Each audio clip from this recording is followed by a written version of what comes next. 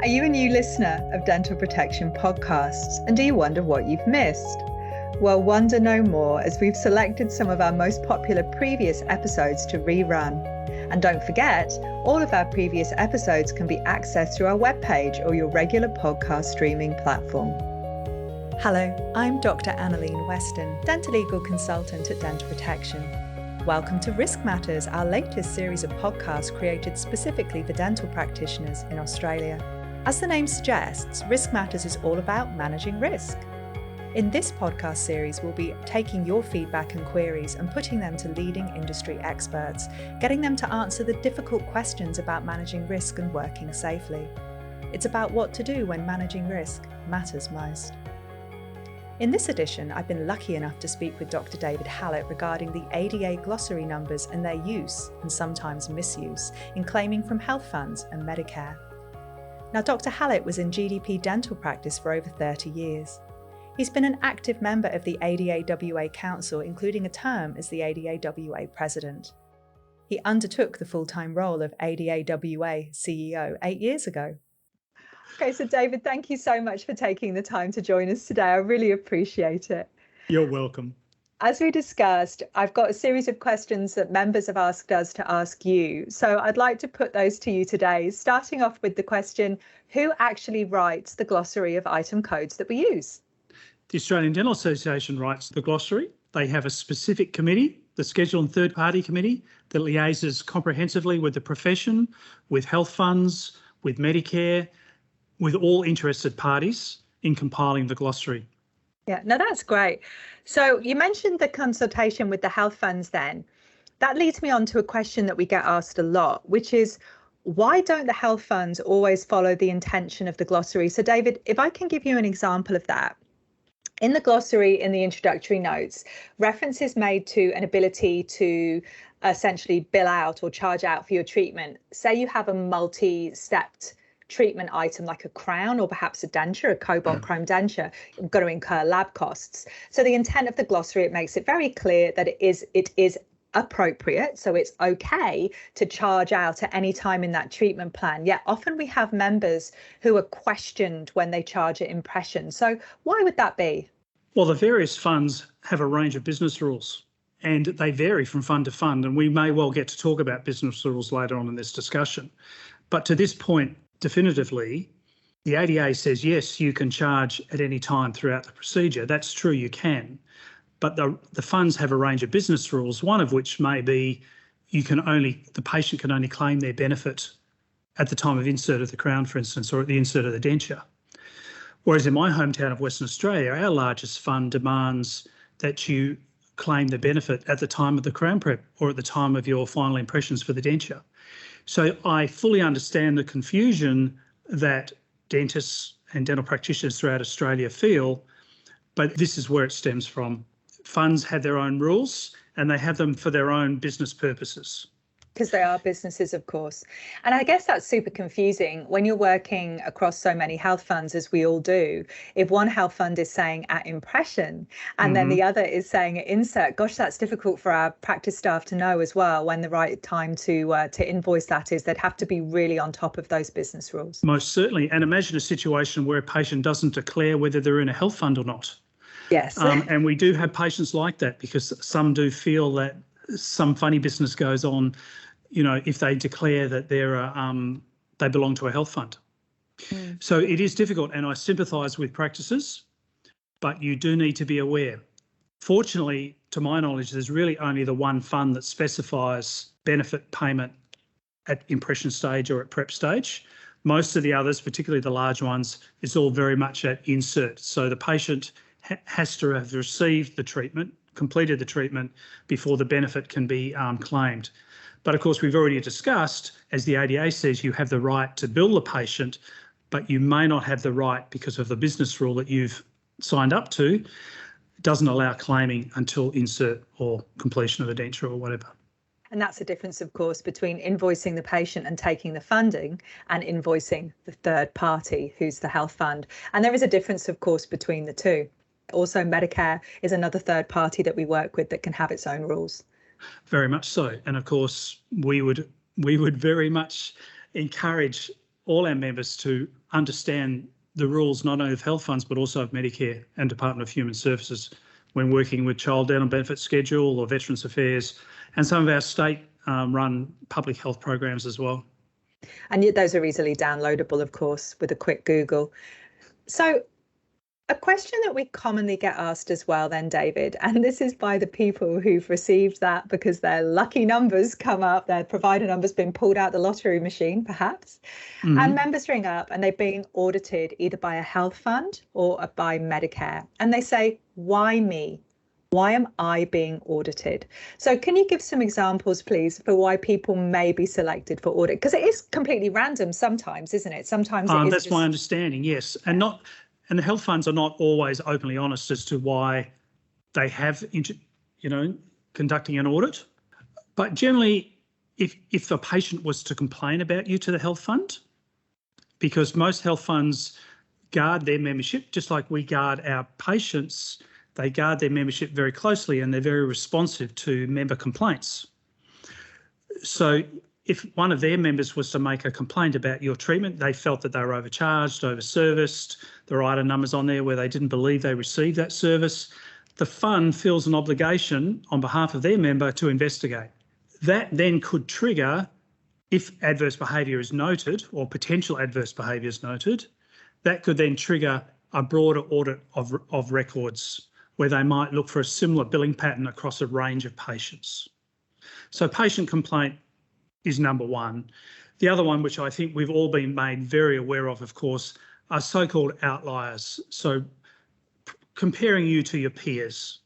So how come you do 10 times more 523s than your peers and you don't seem to do any 521s or 522s? That's a common one, isn't it? Those filling surfaces, that really seems to get the health funds interested. It piques their interest. It does, and it's a very obvious one. It obviously comes up within their metrics very easily. The so-called bell curve, where the vast majority of practitioners sit in the middle in relation to their billings, but then the ones to the right, where their billings are actually quite different, and they could be different for very valid reasons. We hear of endodontists and periodontists who get pinged for taking too many radiographs, for instance. Yeah. But then when we start looking at why some dentists only ever do surgical extractions and no simple extractions, or they only ever seem to do large composites but not small composites, then that piques their interest. And as I said before, there can be some very, very valid reasons why that's the case, but you can understand why they might be interested. Yeah, and we certainly, I recall one member that got selected for exactly what you're saying with the surgical extractions, and it was because this particular practitioner was on a surgical training pathway and they worked in practice 1 day a week and all they did was surgical extractions for their colleagues. And we were actually given the opportunity then to explain that to the health fund, and they were very accepting of that as a reason. But in all fairness, you could understand that that person looked very different to the other people in their practice. Yes. There's others, so high grossing practitioners who receive a much higher proportion of rebate from that particular fund compared to other practitioners. The fund would like to understand what is the difference between that practitioner and the broader practitioner group as well. They're the sort of things that pique their interest. I've seen one as well, which was not just the number of a specific item, but actual number of codes billed. So it said, would say something like your peers bill 5 codes per patient and you bill 9. The so average that number kind of services per patient. Yeah, the average number of services. Thanks for helping me with the words. But that seems to pique their interest too, if you seem to be charging through more codes than others. And you can understand that they would wonder if those were genuine or legitimate claims, wouldn't they? Yes, and you can imagine now in trying to understand high caps transactions. So if you were to see 3 patients in a row who all belong to the same fund, the timestamp indicates what time those claims were put through. So a patient could have had 8 or 9. The first patient could have had 8 or 9 procedures. The next patient might have had 7 or 8, and the one after that might have had 7 or 8. But we can see that the patient number 2 was only in the surgery for 15 minutes, but might have had 7 or 8 items. And then they start to look at the number of patients that practitioner sees. So if if you're seeing a large proportion of patients from a single fund, and that can happen. It happens in Western Australia in particular, but I know it happens in other states as well with certain funds. A pattern of behaviour can be established where large amount of treatment is being done within a small amount of time, and so we have to be very careful in that regard as well. And some practitioners are more efficient, work faster, and there are often very reasonable explanations. But when a pattern of billing is established, you can see, like the other patterns we've discussed, it piques their interest. Yeah. And one thing that you and I have discussed before that I know that Medicare and the health funds are specifically looking for is something called upcoding. Now, would you be able to explain what upcoding is for us, David, please? In its simplest terms, it's the practitioner who never does a single surface composite or never does a single extraction. So they feel, for whatever reason, in their own minds, that the rebate for what they've just done on a 521 is not enough. So to I guess, better explain to the patient why the fee is more than what the patient might perceive, they'll upcode to a 522 or a 523, or they might upcode their 311 to a 324 or something like that. That's something, of course, we would never ever support. And yes, we all understand that a simple composite sometimes takes far longer than it should have for a variety of reasons. But there's swings and roundabouts, isn't there? There's other single surface composites that only take 5 minutes. Just because this one has taken you 3/4 of an hour or an hour is not reason to upcode. If you want to charge more, really that's a discussion you should have with the patient rather than trying to claim a higher benefit from the fund. Once you start upcoding for a particular patient, you'll do it again because you'll want to justify yourself more and more, and ultimately you start to normalise the behaviour. And after a while, you don't even know you're doing it. But of course, the health fund metrics pick you up on it. I think it's a shame because I think some of the practitioners who are upcoding, they're doing it to increase the patient's rebate in a view that they're helping the patient. Yes. But ultimately, the money's still going to them, so the health fund wouldn't take that view. No, the health fund takes that view that you, the dentist, are the one benefiting, not the patient. Yeah, they would. And this is part of a broader conversation, as many dentists will often complain that rebates are low for particular treatments. And of course, when you complain to the fund about such low benefits, they'll say, well, if you didn't all upcode so much, we'd be able to pay more. Yeah, it sounds like a bit of a perpetual circle, that. Yes. So I'm being audited, and let's just say I'm being audited because I do a disproportionate number of 5 surface fillings compared to my peers. And that's what it's, so let's just say I'm in the 95th percentile or whatever. So I'm now being audited. Often when we see practitioners in that position, they will get a list, I guess, of all the patients from that health fund, and the health fund or Medicare will say, please, could you review these patients and tick whether or not your billing was appropriate. We have some practitioners who have had that happen, and then they found to their horror that the billing wasn't appropriate for a couple of reasons. So one of the reasons could be simple administrative error. There's been a new person at reception and they've been putting the wrong codes in, and we have seen that innocently. We've also seen people working under directive to change codes, so the provider was unaware. We have seen that in the past also. It could be that when they come to review their documentation, their records don't support the claim. So what I mean by that is, obviously we have a requirement under the Dental Board of Australia to keep records of a certain standard. So the practitioner finds that their records don't meet that standard. Perhaps they have no records at all. Now, one thing that we find is that the practitioner then is very nervous about, in that initial declaration stage, saying, actually, I've had a look and these 10 patients, I don't think the code was used appropriately, because they're quite frightened of the consequences. So what's your view on that? I think at that very point, that's where they should either come to DPL or to their ADA branch and seek support. because I think this is time to actually nip this audit in the bud, fess up to what's been going on. As you say, there could be some very valid reasons out of the practitioner's control. That doesn't mean necessarily the fund will be overly sympathetic, but at the same time, they're going to be more sympathetic at this point than if you try and draw the process out. So my advice is, yes, there may well be a penalty even at this early stage, but we've got a better chance of supporting you if we can mediate with the fund at such an early stage of the investigation.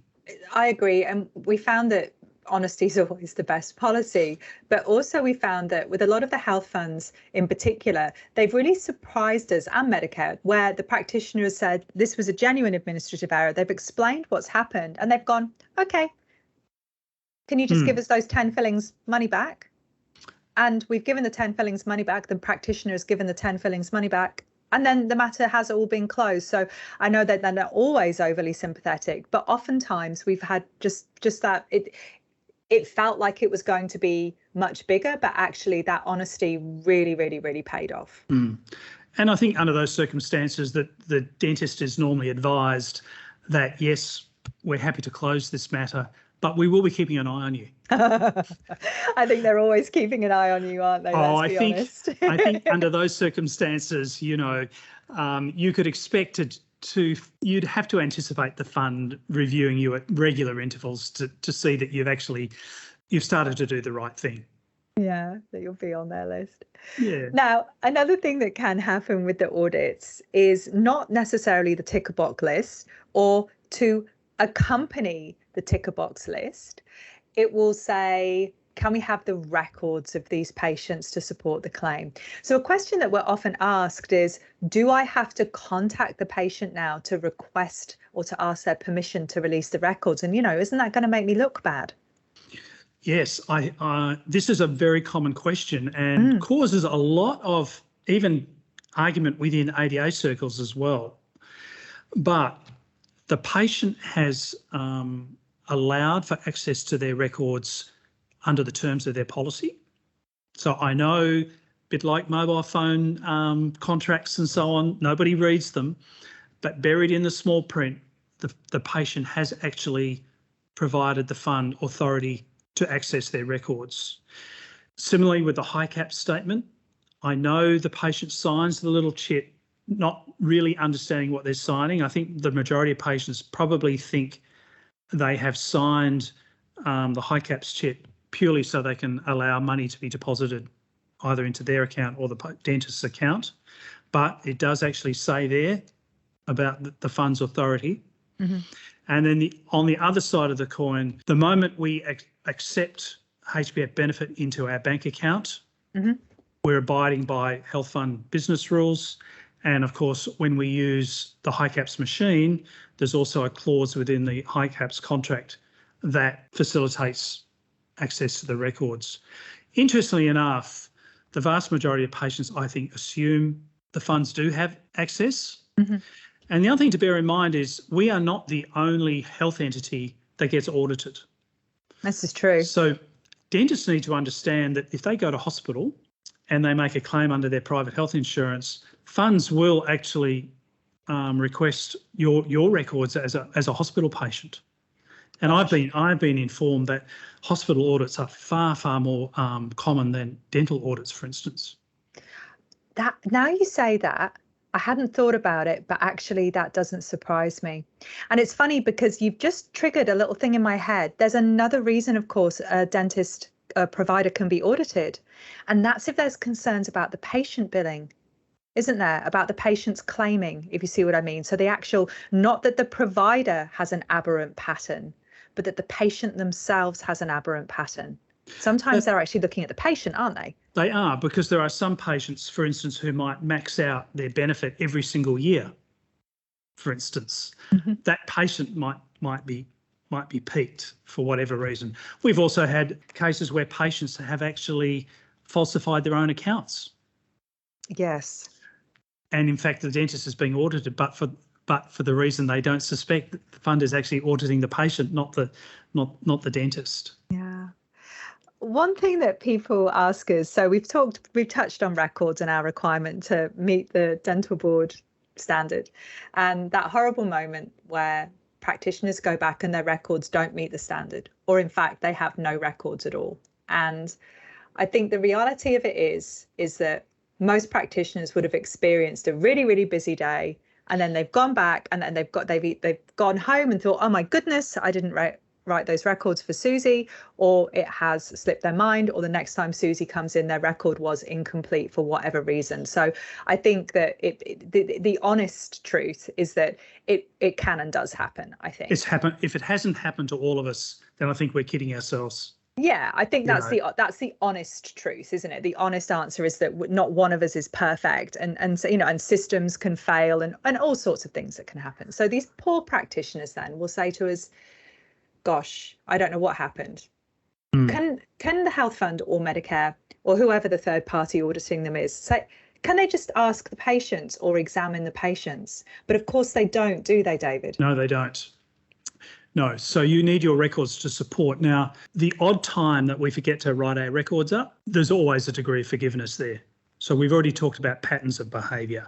Yeah. So if there's a day where you simply didn't write your records up and for whatever reason that patient gets audited, you're going to be fine. We're looking at patterns. We're looking at patterns of behaviour here. Mm-hmm. Mm-hmm. I think that's a really good way of putting it, David, because it is the aberration, isn't it? It's not like every other patient would have records, but that last patient. I always use the example when I'm talking about records. I have two boys, and they're little monkeys, bless them. And I got a phone call from the school when I was at clinic, and one of my children had fallen and broken their arm. And I finished what I was doing on the patient, dismissed the patient, and I bolted out that clinic at 1,000,000 miles an hour. And my practice manageress, bless her heart, rang me that night and said, you didn't write any records for insert patient's name. And I was able to then add them in when I was next back in the clinic. And of course they were appropriately time-stamped and dated, yes. So as in say I saw the patient on Monday the 1st and I wrote the records on Wednesday the 3rd. The date was Wednesday the 3rd, and I wrote records for appointment on Monday the 1st. So there are those things that happen, but that is an unusual occurrence. That's not my usual pattern. Well, with my boys, some might argue they're constantly no, but that's not my usual pattern to dash from the clinic and not write the records. So it's patterns that they're looking for, isn't it? It is. And even the board, where dentists have unfortunate notifications, there is an acceptance that records cannot always be contemporary. But the last thing you want to do, though, is hide the fact that you've gone back after the event and post-dated. Because that's where it gives the flavour of an intent to be deceptive. It does. That's when, instead of it being, this was an aberration, this is not my usual pattern of behaviour, this was a day, the clinic flooded, or I had to leave early, or I simply forgot for whatever reason. It just gives that flavour of I'm trying to mislead. Mm-hmm. Dental board don't like that. No, and nor do the funds. So both the funds and the board will ask for audit logs on occasion. Yes. And that is not a good look on an audit. No, it isn't. We've had to provide audit logs the other way as well, where in a legal claim, the dental practitioner's records were so good that the claimant called them into question because the conversation of consent was recorded so well because it had been written in real time, typed by the dental assistant in real time while the conversation was going on. And it was so good they called it into question, and we were able to provide the audit log to show that that was a genuine contemporaneous time and date stamped record. Yeah, which was great. So I've had this audit and I've gone all the way to the end, and some inappropriate claiming has been found. So that's claiming either where perhaps the codes don't reflect the treatment I provided, or perhaps my records don't support the treatment I provided. What's going to happen now? All right. So every fund I've worked with are most amenable to an appeals process. Yeah. So, all right, you haven't written your records up for a restorative appointment. or a range of restorative appointments because for whatever reason you don't like writing up your fillings, you think the account is enough. Mm-hmm. We've already spoken about how the fund won't interview the patient or have an examination of the patient by a third party. But we know that the clinical record is only one small component of the patient's record. Mm-hmm. So you will have radiographs pre-treatment. You may even have some radiographs post-treatment. You may well have photographs pre-treatment, post-treatment. You'll have a chart to support, hopefully, your radiographic findings and your photographic findings. So there are a range of other records within the patient's record that will help confirm that, A, the patient actually did attend. And the treatment was provided. The patient's real. And the treatment was provided and the patient is real. And in many cases, there isn't actually enough evidence to indicate that treatment was provided. So once we've established the fact that treatment was provided, then the fund does start to understand there's a level of honesty there. And so we can start to have a new conversation about this particular case. But of course, if you're so slack that you've done very little diagnosis as well, and that's not written up, and there's been no discussions in the records about the 10 fillings you required, and then there's very little of any other supportive documentation whatsoever, then that makes life pretty tough. Similarly, if you didn't write up your crown insert, a laboratory slip, for instance. So there's a range of other records that can help support the claim other than just the clinical notes. But the clinical notes are by far your best support. You know, you'll make your audit so much easier if your clinical notes are up to speed. Make your life so much easier too. I think it's funny you raised the lab slip because I think that sometimes the humble odontogram and the humble lab slip are overlooked in their value for what they actually evidence. Mm-hmm. Couldn't agree more. And I know photographs, you know, a picture speaks 1,000 words. It does. And, you know, you don't necessarily have to take photographs and charge for them every single time. You know, photographs are a great educational tool, but they're also a great dental-legal support tool as well. And in this case, a great audit tool as well. Yeah, they certainly can be. They can be very helpful. We always find them valuable, I must say. So oftentimes, though, people do have to give some money back, don't they, David? They do. And there are some times where no matter how hard we try, the defence is just not there. And people have to put up their hand and hand some money back. Yeah. I know in some cases, you know, the dentist is being honest and saying, yes, I did provide the care. Sometimes they'll even get statements from patients that the care was provided and so on.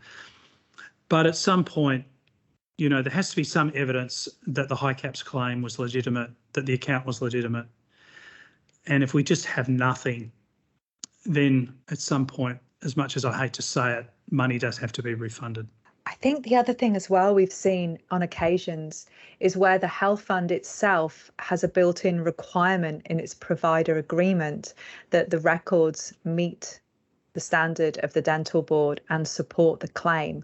So the absence of records is actually a breach of the provider agreement, if you see what I mean. It is. I've seen that. Yeah. Yeah, some funds are a bit stronger on that than others. So one of the much larger funds has some very comprehensive provider rules around dental records. Mm-hmm.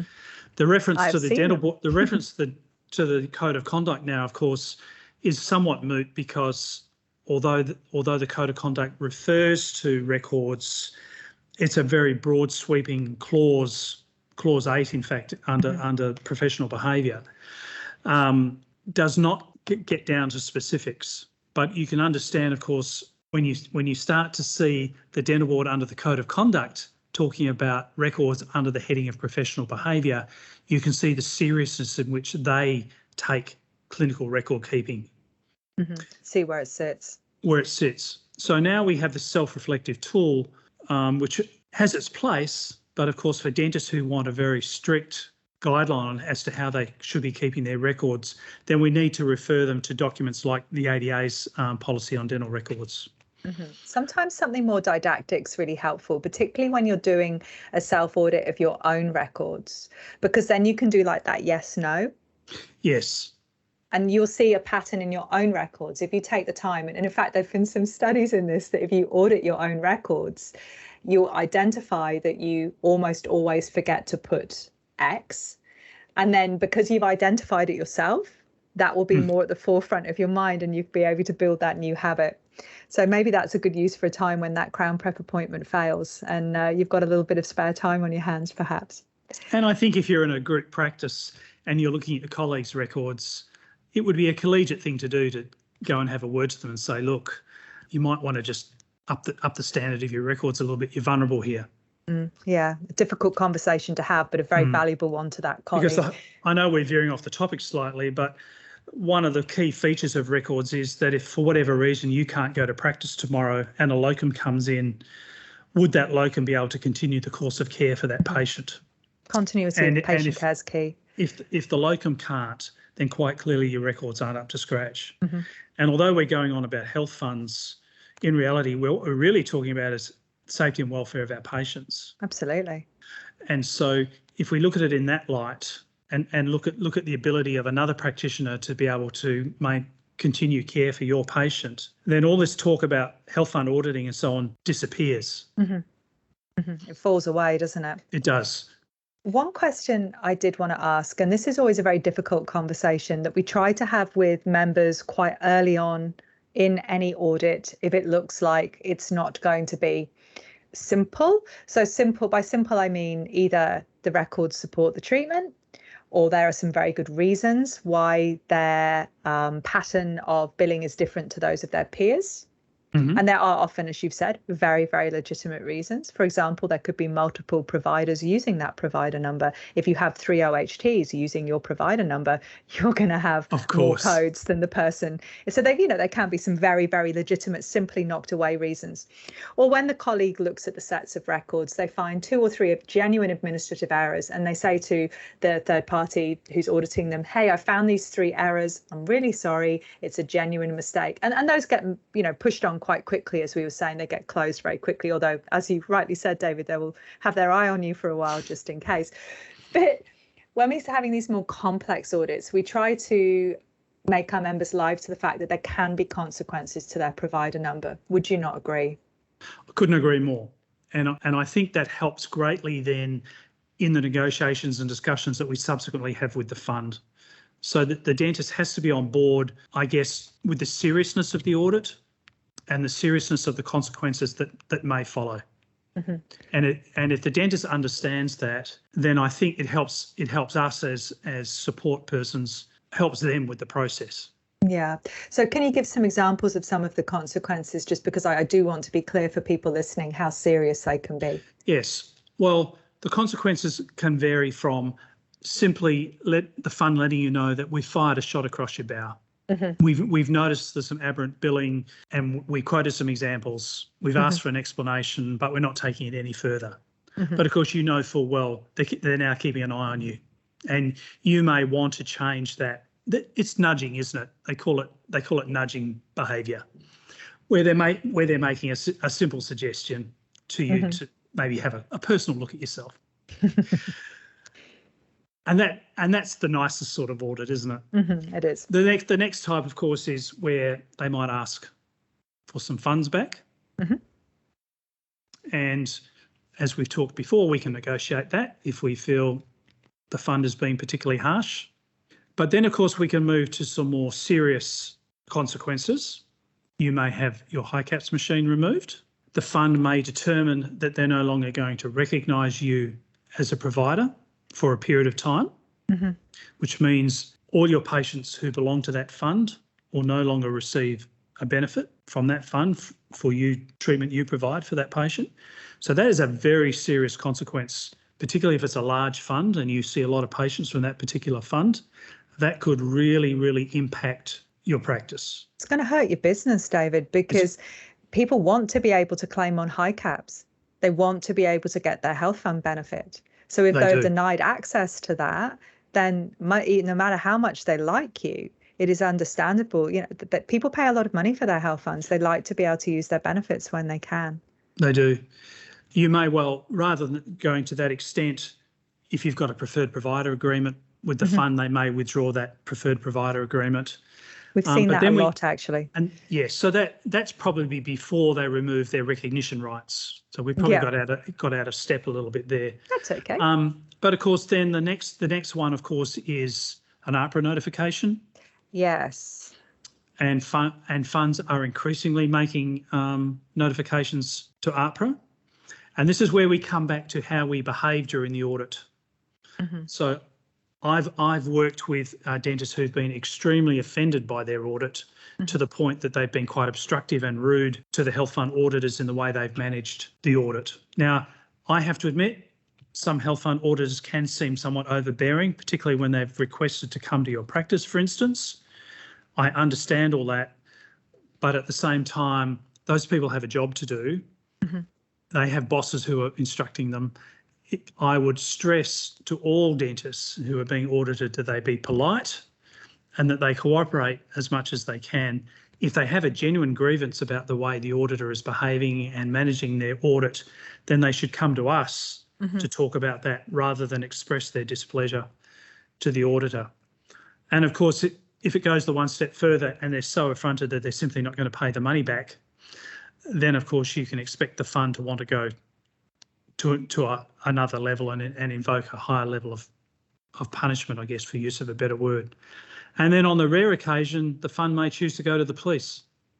Yes, that's pretty horrifying thought, isn't it? It is pretty horrifying, but I think the APRA notification and the withdrawal of recognition are very, very harsh penalties.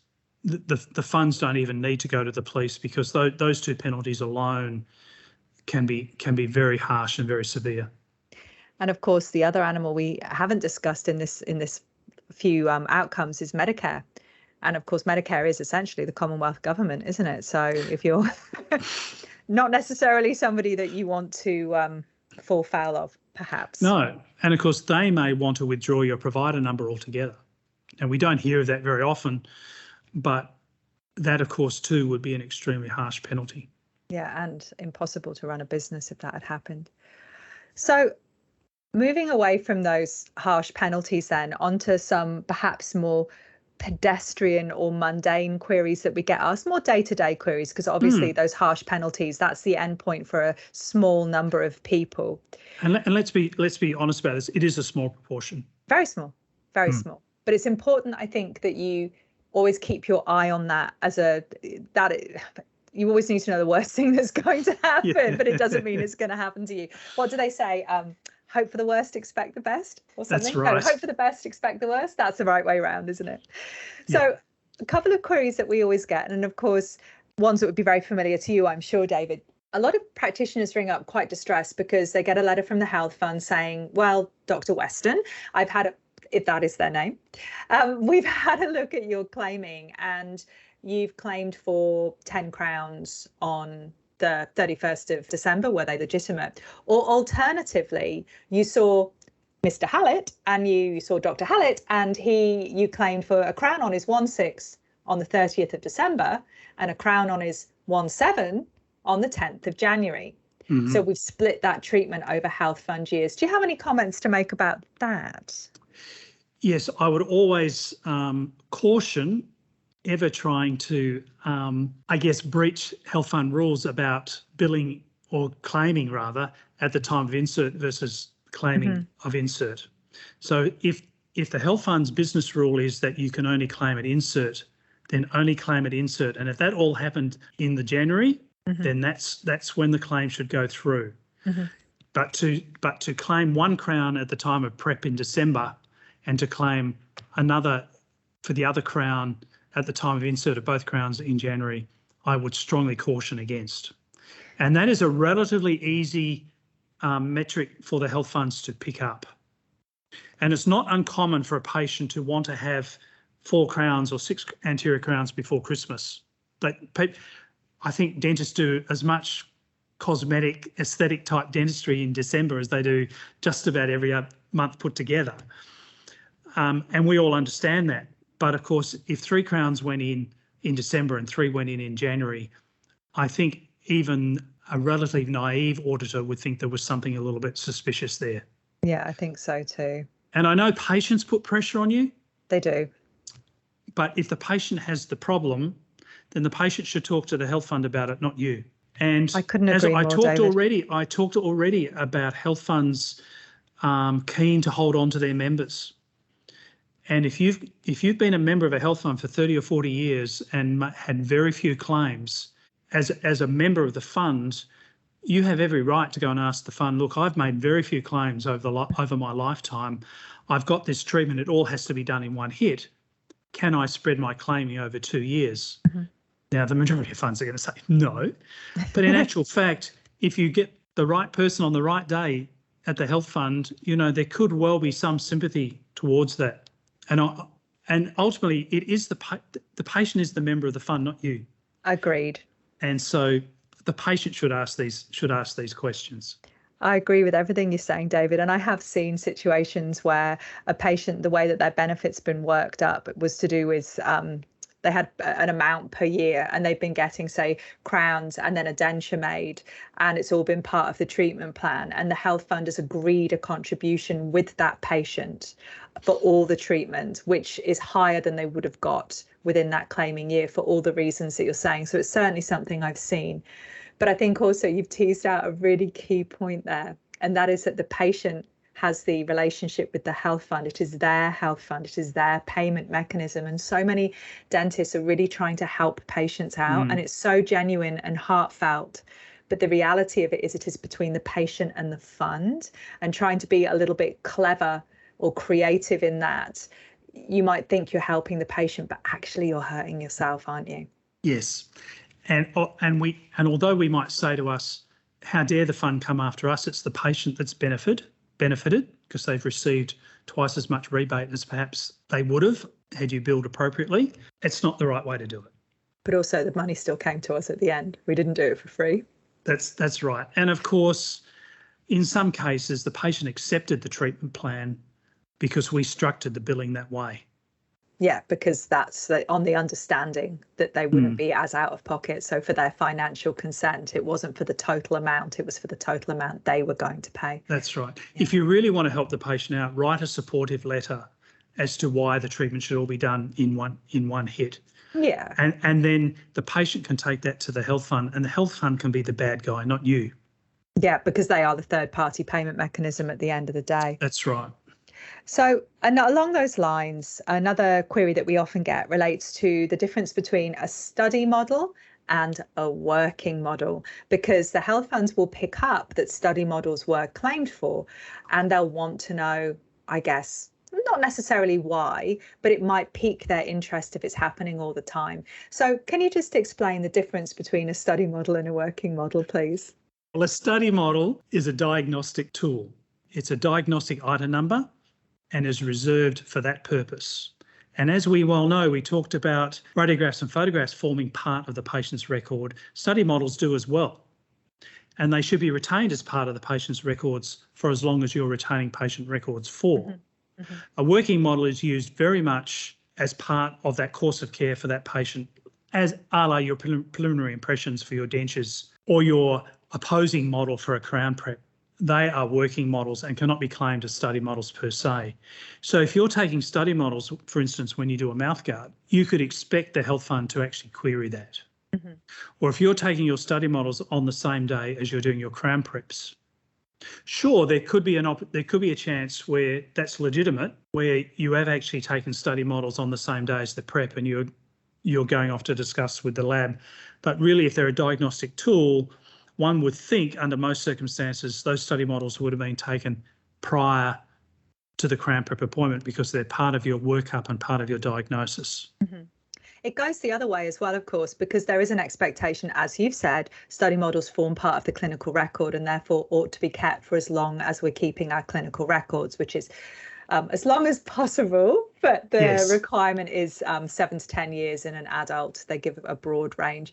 So in that situation, though, with working models, they are not required to be kept as part of the dental record, are they, under the same terms? No, they're not. But of course, from a dental legal point of view, retaining some models on occasion can actually be quite beneficial. We can't really provide advice on what model should be retained and what shouldn't, but there would be some models for complex cases working models that you should really hold on to. Yeah. Some complex treatment failed within a relatively short space of time. Those working models could actually be quite beneficial to you for additional diagnosis, or in fact as part of a referral process down the track as well. I agree. But I remember back in the day, David, and you'll remember back in the day as well, when we used to make full dentures for people quite routinely, it would have been perverse to suggest that we would keep that working model, because of course it was destroyed as in part of the investment process, wasn't it? So I think it goes both ways. Like, there are some working models you couldn't keep because as part of the process, particularly in denture making, that working model is destroyed just by the very nature of that process. So, of course. But there are some, you're quite right, particularly those complex works where it's incredibly helpful. Or if you're going to be doing treatment for the patient in the future, it can be helpful to have that model. And of course, using the concept of crowns and dentures again. I know that's twice I've mentioned dentures in 2 minutes, but it can be really helpful to have those models to be able to make a special tray for the cobalt chrome denture rather than having to retake another impression. Just can be helpful tip. And when we talk about study models as well, of course, they should be of diagnostic quality as well. Yes. A bit like our radiographs and our photographs, they too should be of diagnostic quality. Indeed. To facilitate a quality diagnosis. Yes. And it's always so helpful to have a quality diagnosis, of course. Just 2 more questions, if I may. And they're kind of they're quite different, actually. So, David, what about treating friends and family members and then charging their health funds for that treatment? Because there is some mixed opinion about that, isn't there? There is. Most health funds, if you're to read their business rules or their provider rules, there will be a clause in relating to treating family and what the definition of family actually means.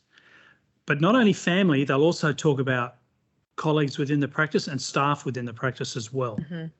And every fund does seem to have a slightly different interpretation. So my advice is, if you ever want to treat members of your own family and practice staff and you're unsure, then you should check with the fund first. In actual fact, the health fund member should check rather than the dentist. Because it's their fund, as we were saying. It's their third-party payment arrangement. Yeah, it is. Now, in some cases, the fund will say, the rules will say, no, you can't treat your husband or wife, or you can't treat your daughter. But those same funds may well still, on application, may fund a high-cost consumable or lab work that contributed to that work. Now, this is why you should talk to the fund first rather than after the treatment. So don't do all the treatment and then necessarily expect that you're going to get something back for the lab work or the high-cost consumable you used. You talk to the fund first. It goes back to transparency as well, doesn't it? We've touched on transparency a few times in our chat, but being really transparent, they might say no, but they might also say yes. But also that transparency and that honesty does sort of, I guess, paint a pattern of behaviour and professionalism too, as opposed to the other side of the coin, which is a practitioner who perhaps is trying to be misleading or deceptive. Yes. Now, this is a particularly harsh rule because the family member has paid their membership subscriptions to the fund for many years. The dentist, who's the family member, is trusted. That's the dentist they want to see. And so why shouldn't they, and why shouldn't they get a rebate? I totally concur with that. And that's a discussion that the health fund member should have with the fund. And I would also say that if you are treating family members and a benefit is going to be paid, that if you're going to be providing treatment that is outside your normal sphere of treatment, so you're providing your family member with a range of treatments or a lot of treatment that you would not normally provide your patients, so it doesn't normally follow your demographic in terms of the way you use item numbers and the way you bill, you might want to just qualify that with the fund as well, because that will pique the fund's interest as well. So if you're suddenly using item numbers that you never ever normally use on a family member or a staff member, you could expect a question mark. And you might say, how on earth does the fund know that staff member works in your practice? I don't know, but they seem to find out sometimes. They certainly do. Thank you, David. And just one last question, if I may.